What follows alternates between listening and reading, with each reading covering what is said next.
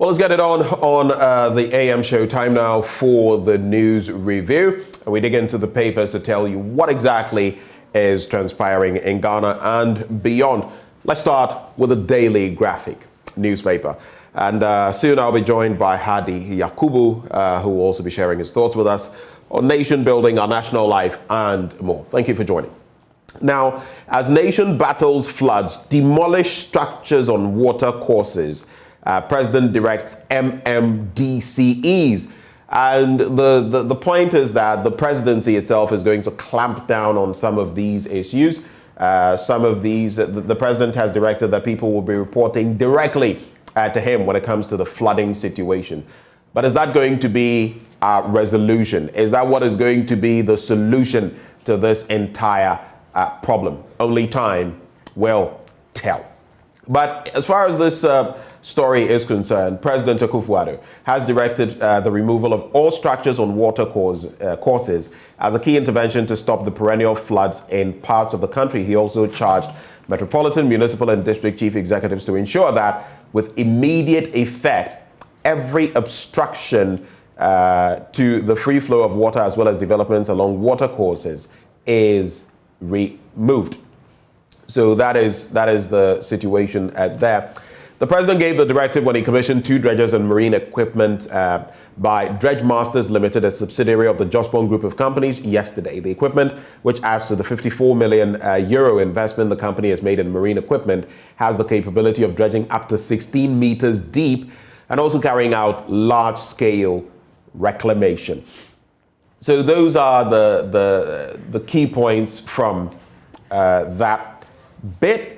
Which also brings to mind the other conversation we're having today when it comes to the fact that 54% of our dams in our country are flood prone. How are we dealing with that? How about we put that before Mr. President as well when it comes to the flooding situation? Well, President Akufo-Addo also reiterated that since 2017, his government had invested 450 million Ghana cedis in various flood control measures to end flooding in the capital city. But let me bring in Hadi Yakubu, who joins the conversation now, Fighter General, Economic Fighters League. Hadi, can you hear me? You would have to unmute, Hadi. Good morning. Your good morning sounds very faint. Is it because you've not eaten yet, Hadi? Or is it because... So which is it?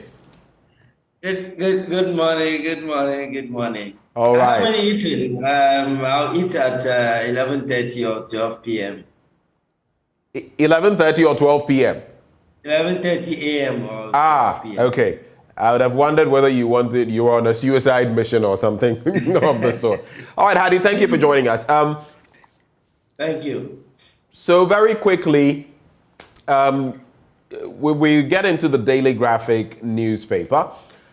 I've been talking about the flooding situation and some of the photos I saw recently from Accra. Heartbreaking. I mean, this is the capital, and you look at what has happened from Kaneshi to Dansuman to wherever it is that you're thinking of. Flooding everywhere. What is your take on that, especially as now we've heard from the president directing MMDCEs, among others, to clamp down on the situation. On the other hand, like we're talking about this morning, 54% of the dams in our country are flood prone. So even as we talk about flooding in this country, it appears to be a much bigger problem than we've grappled with. Let me just add, you remember that post by someone close to the corridors of power about flooding being with us since 1960, a Daily Graphic, banner headline. I'm just asking myself what it is with our country so that 61 years since 1960, the year in which we became a republic, we're still facing flooding at this level. What is your take? Yeah, thank you very much, Benjamin. And I'd like to say good morning to all viewers across the world. Right. I think I'm at this point very tired about talking about Accra floods, you know, because as you've mentioned, every year, I mean, this time we have these same problems to deal with. We talk about them for a maximum 2 to 3 weeks or whilst they last. And then when the floods are gone, we go back to business as usual and forget about everything. If you look at the causes of floods, it's not that we don't know these things. It's not that we don't know that these are things that are supposed to that will definitely cause flooding if there is torrential rains. We know these things, and I'm happy you are quoting statistic about 54% of dams being flood prone. My question then is, what do we do with that statistic? We've known this. We just didn't know this. Got to know this yesterday. We've known this for years, and our professionals at the scientific institutions have been doing research, and in academic institutions have been doing research in these things, and they are informing policymakers. What are they doing with it? They are not doing anything with those statistics. The president says now they're going to be, he's going to have a chain where in the presidency they will have an outfit so that there will be a direct flow of information to him. Is that going to change the situation? It's not good. It's a gimmick. I mean, just like the usual.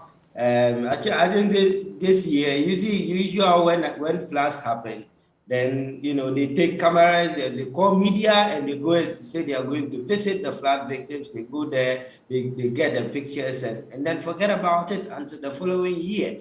As far as I'm concerned, this is just one of those gimmicks. It doesn't add anything to the concrete steps that are needed. To are you saying this is mere talk? Is that what you're saying? It's mere talk. It's mere talk. And let me not go far. We are still talking about Galamsey and the destruction of the properties. What did they do? What did the government do? The government set up a ministerial or interministerial committee. What happened? They got excavators and distributed them. That is. I mean, so we have to come down from the talk solutions, the talk and forming commissions or forming an outfit, or all of these are gimmicks. We know the solutions, we know the causes. Implement these causes. And look, sometimes it is very embarrassing that very predictable problems are occurring and recurring every year at the same time almost. You ask yourself, why is it that our public officials, our governments, and this here I'm talking about governments, look at the long period within which these things keep happening. And our governments, all those years, what have they been doing? There is very little political will to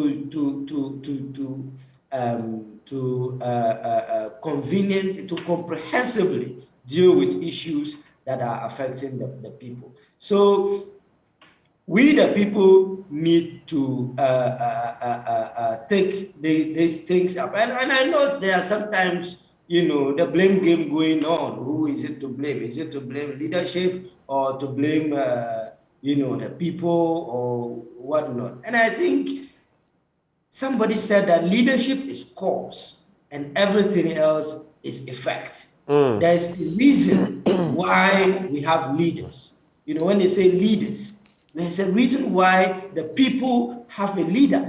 You cannot, countries are not built by relying on the good behavior of citizens. No, countries are built by good systems that make individuals behave well, whether they like it or not. And right. The same Ghanaians that we are always complaining about. when they go to other countries in Europe and in North America, well, they are the most behaved human beings on earth. Why? Because the systems make sure they do. And it is clear, Hadi, that we do not have those systems, the same systems that former President Barack Obama spoke about. We don't need strong men, we need strong institutions. But you know what's interesting, Hadi? It is the strong men, or it is the men and the women in authority who will make the institutions strong. But you see, we have a situation in our country where political party A, political party B, political party C, they will not strengthen the institutions, because when they strengthen the institutions, the institutions will bite them.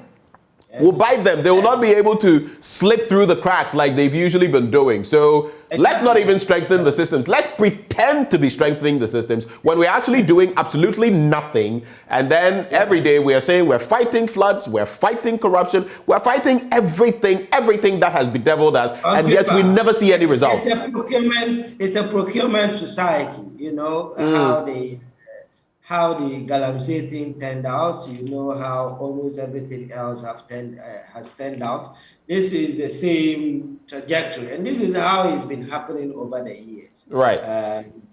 You know, Hadi, let's quickly make some tracks. I want us to look at some other stories very quickly. Now, this will interest you because it also feeds into another conversation concerning the Achimota Forest. It's on page 16. MPs' staff must lead an asset declaration. MPs and their staff must lead an asset declaration. That's according to the Speaker. Let me just bring you details of that story and then situate it in a certain context. So, the Speaker of Parliament, we want to talk about it, so he's starting from home. Alban Sumana Kingsford Bagbing has called on members of Parliament and staff of the Parliamentary Service to show leadership by declaring their assets in line with the Assets Declaration Law 1998, that is Act 550. That, he explained, would enable MPs to hold members of the executive and other public servants accountable. In line with that, Mr. Bagbing said he would initiate discussions with the leadership of the House and other state actors to put in place measures and systems to ensure that all MPs and staff of Parliament complied with the Declaration of Assets regulations. I am wholly in agreement as far as this is concerned, but Mr. Speaker, why this long? Why this long? Because people in public service should be doing this anyway. You know what's interesting, Hadi? I had two gentlemen in the studio yesterday, both members of Parliament. One says he has declared his assets, and of course, you know how it's done, at the start and at the end of your tenure, so that whatever has been accrued between then, if anything is distorted, you would have to justify how you were able to acquire those articles or items of property. The other one said his lawyer was in the process of doing that. But here's where it gets interesting. If you were to ask these members of Parliament, if you were to ask ministers and their deputies, if you were to ask a lot of those in the public sector, Article 71 office holders, and all of those who should be declaring their assets, I'm sure we would all be shocked at how many of them actually declare their assets. And you know why I bring this up? Because of the likes of what we are seeing now from the last testament of Sir John. Yeah. What is your take on that? Because this is what the Speaker is saying, but again, the system allows people to do this. So within 5 months, people can acquire 3 buildings. No one is saying your salary can't get you this and that. Your take? Yeah, thank you. Ben, I think you've asked the Speaker a very important question in this. And again, we like to dance around things instead of resolving them. If the Speaker is aware that members of Parliament have not declared their assets as they're supposed to do according to law, it's against the law. So he shouldn't be telling them to take leadership. He should be telling them. It's almost like an encouragement. It's almost like an encouragement. Oh yes, exactly. Declare. Exactly. Oh, do the right thing. Let them do the right thing. Yeah, do the right thing. That's what I'm saying. So it's against the law. If they are public officers and they've not done that, it's against the law. So he, as the Speaker of a lawmaking body, should not be should not be persuading or trying to cajole people into obeying the law. He should be asking the law enforcement agencies to do their work, or for the law to be implemented. If somebody doesn't declare their asset, what is the penalty? Those things must apply. It doesn't have to take the speaker to say that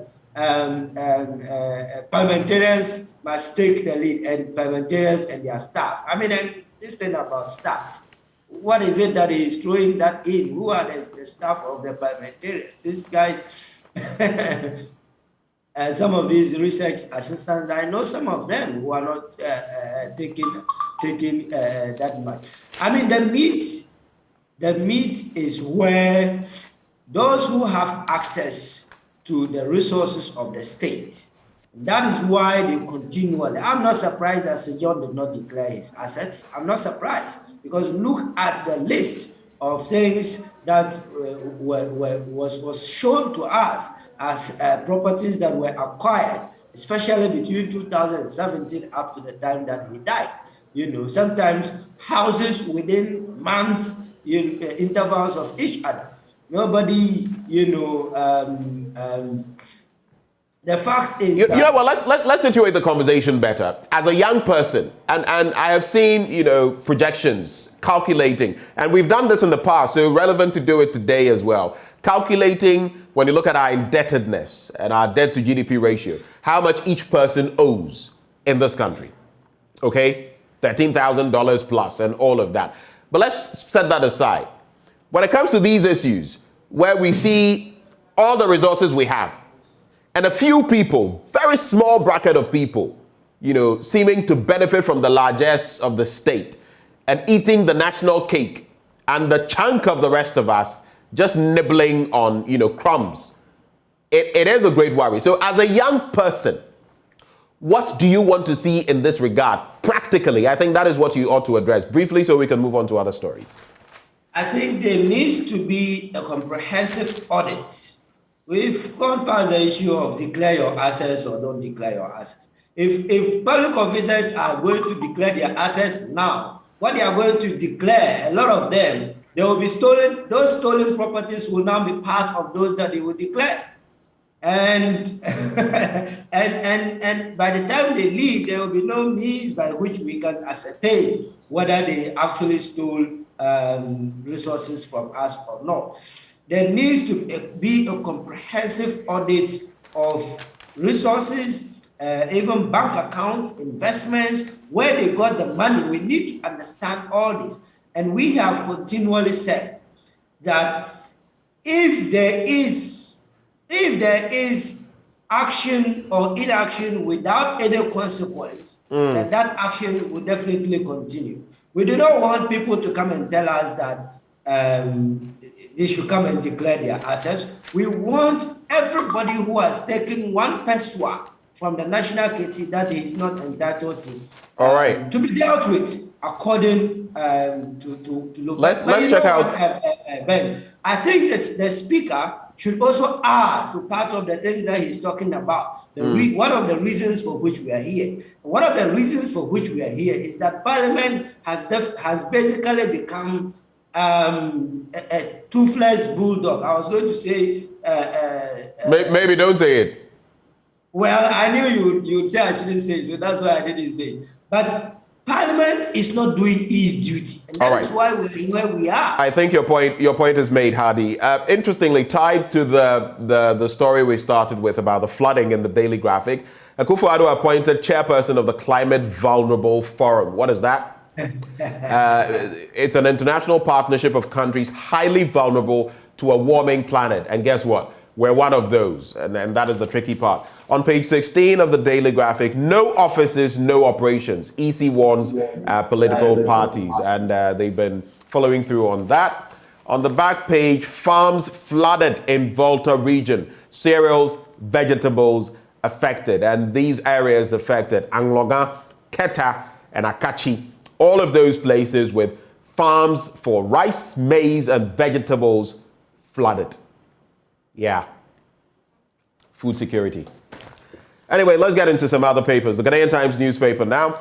Determining global cocoa price. Let's support Ghana Ivory Coast Cocoa Initiative. Cocobot boss lobbies African countries. There's also government remains committed to protecting Achimota Forest. Benito Owusu-Bio, that is a deputy Minister for Lands and Natural Resources. Well, let's see whether we can walk the talk. President calls on investors, entrepreneurs to spearhead growth and development in West Africa. That story on page 16. 3 arrested for attacking, vandalizing Benya FM. That story is on page 17. I'll take you there, Hadi, because we delved extensively into that story. We spoke to Blessing Ishen, the gentleman who was assaulted in Elmina, Benya FM. And there's a development on that story, so we might as well take it. So 2 more suspects have been arrested by the Central Regional Police Command for vandalizing an Elmina-based radio station, Benya FM. The suspects are Michelle Asabre, 25, and Anthony Eshen, 32 years. The 2 suspects, together with another, Opari Kings, who was arrested earlier, subjected a host of the station to severe beatings. Confirming the arrest, the Central Regional Police Public Relations Officer, DSP Irene Opong, explained that the suspects who went into hiding were arrested on Wednesday evening, which is just yesterday. So those are some further developments. We await seeing how things will pan out. Now, these people are said to have been tied to the MCE in the area, the party in government, and mired in controlling premixed fuel distribution, when in fact they are not even fisher folk. Your quick take as we move from the Ghanaian Times newspaper. I think we continue to give condolences. And our good wishes to the journalist, the victim involved here. This is once again a recurring issue that I think needs to be comprehensively dealt with. You see, journalists are doing a very important work in this country, and it is necessary that we do not endanger them the way you can't just get up, walk to a radio station or TV station and beat up. Hadi, what did you say? You can't just get up, but you can. You can in Ghana. It's happened time without number, and not just limited to this administration. It has happened, and journalists get beaten, and people have to flee for their lives sometimes because they've reported a story and someone is after them. That is very, very unfortunate. That's very, very unfortunate, to say the least. I do not understand. And you see, one of the reasons for which this keeps occurring is that there is no punishment for some of these things when they occur. Exactly. There's no punishment for some of these things when they occur. My landlord usually says that in Ghana, there is no right or wrong. What is right is what people can get away with. People's definition of what is right is what they can get away with. So you can't, journalists, Ahmed Swale and, Edward Adeti, Erasmus Asaro Donko, all of these people have fallen victim to very serious violations of their human rights, including even death. Ahmed Swale was killed, and nothing happened to. Nobody knows how far the investigation has come. And I remember last year when we went to meet the IGP, the former IGP, that is, we narrated incidences of attacks on even not just only journalists but also citizens.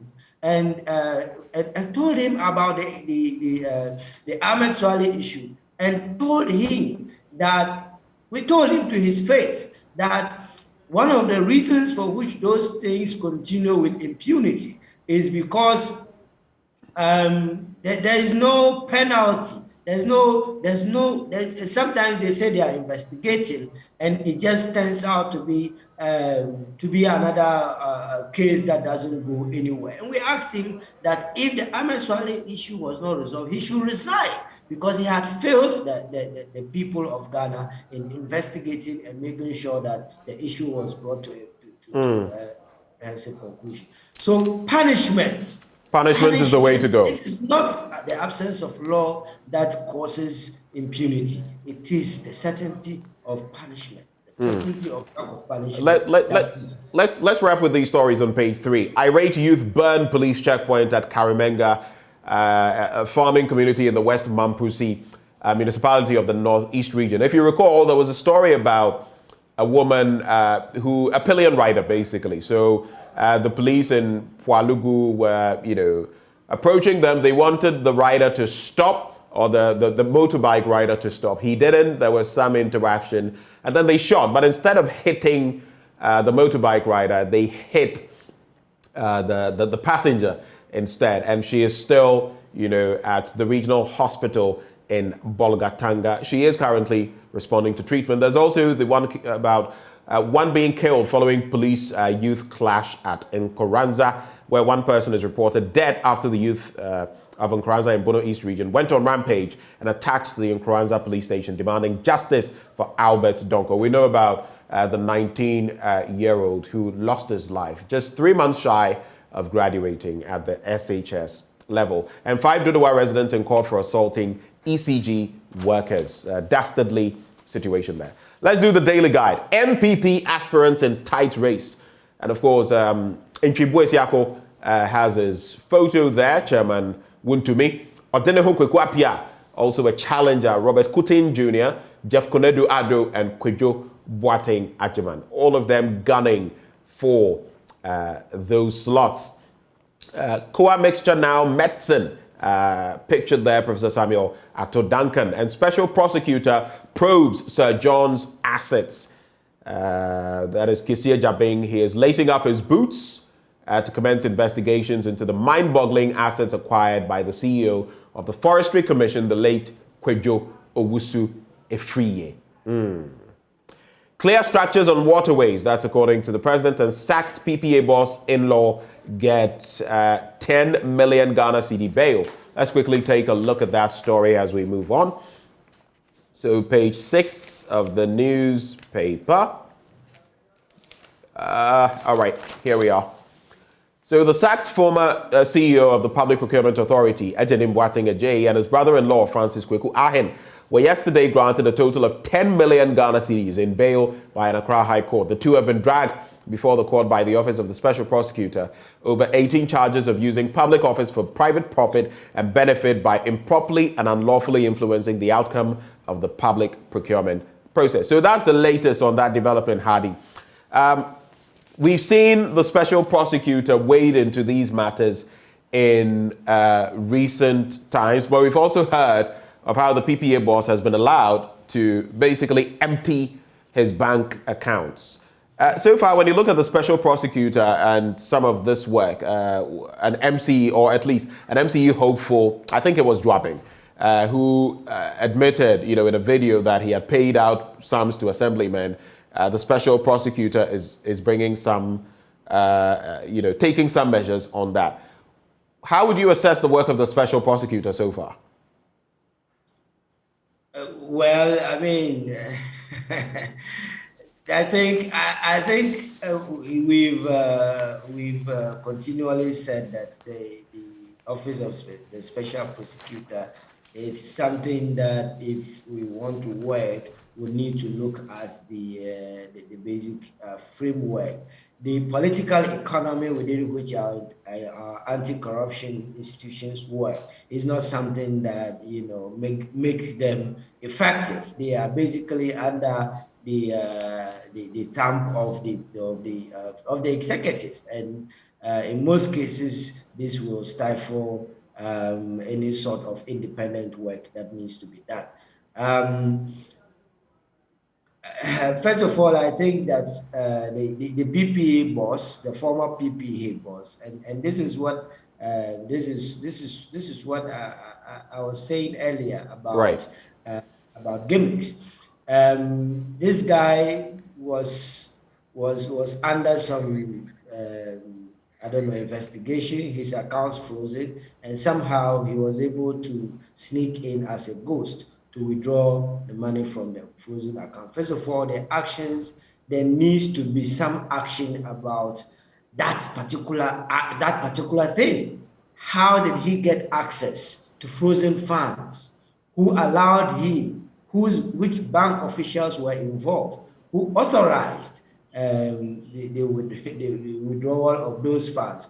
And how come that funds? Because clearly, I mean, Shraj brought us the information, and we could tell exactly how much difference there was between his bank account before he got into that and his bank account afterwards. There is no, magic in concluding that a lot of this money within the short period of time that he was gotten, and with how much was in the account, and with the revelations that have been brought to us, there is absolutely no other conclusion that we can draw than to say that a lot of that money will be stolen money. So if that stolen money is frozen and somebody connived somewhere and allowed him to withdraw, in fact, first of all, his sneaking in is serious. And then somebody allowed him to withdraw these funds even though it was frozen. It is a highly... Well, his lawyers actually went through certain court processes,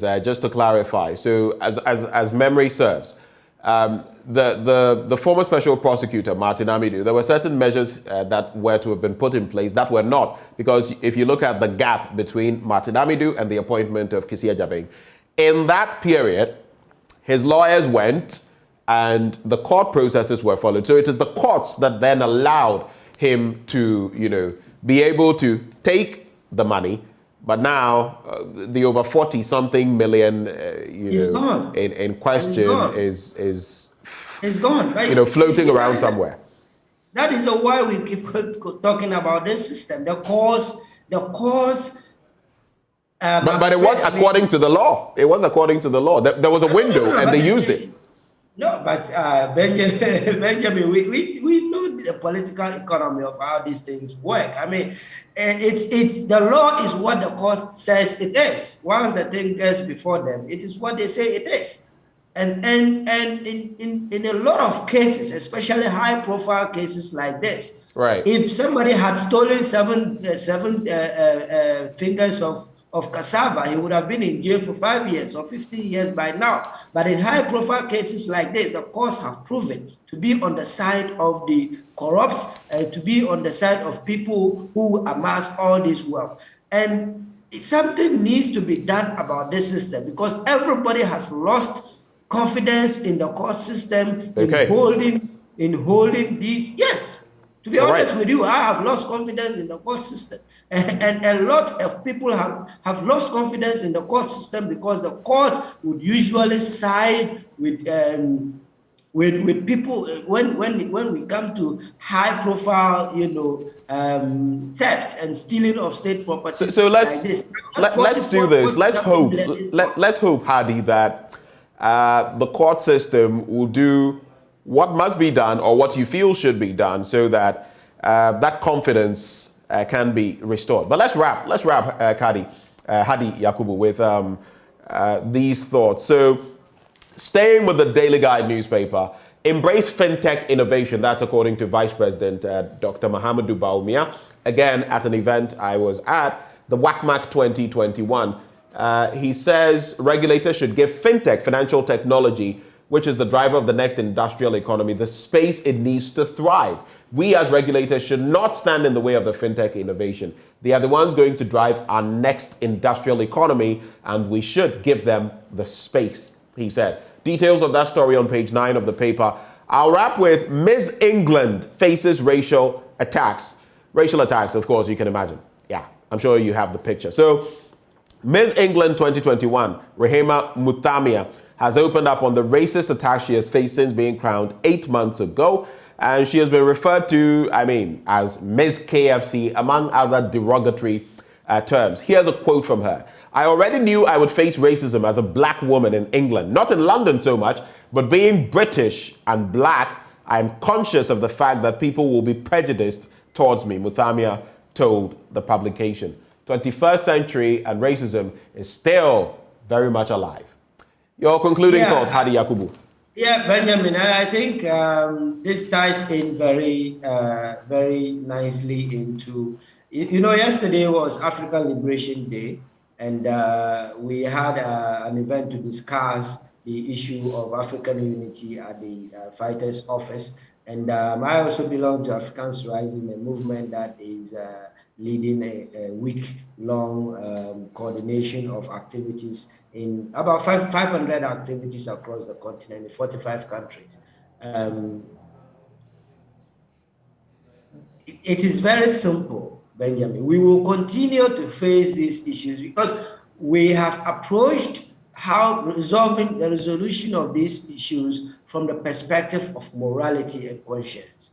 But if there is anything we must learn from history, it is that the people who were perpetrators of the slave trade, the people who were perpetrators of colonialism. And you would have to sum up on your thoughts, Hadi. We've run out of time, so maybe in the next 30 seconds. Are not people who are going to be swayed by moral suasion. They are not people who are going to be persuaded by conscience, by words on conscience. Right. We need to unite our forces as Africans and fight for power. It is only power that power respects. And once we've attained that power, then we can sit down and demand as a matter of right and as a matter of course the respect that is accorded. Right. Until then, we are not. But these are absolutely condemnable, and everybody must condemn every racist incident anywhere in the world. Thank you. Thank you so much, Hadi. This reminds me of something as I wrap the entire discussion. From Game of Thrones back then, Cersei and this other guy who was very knowledgeable, and he says, knowledge is power. And she says to him, she gets her bodyguards to rough him up a bit, and dude thinks he's about to die. And he says to her, no, power is power. Anyway, Hadi Yakubu, thank you for joining the conversation. Fighter General, Economic Fighters League, and he has been our guest. Time now for sports. Do stay.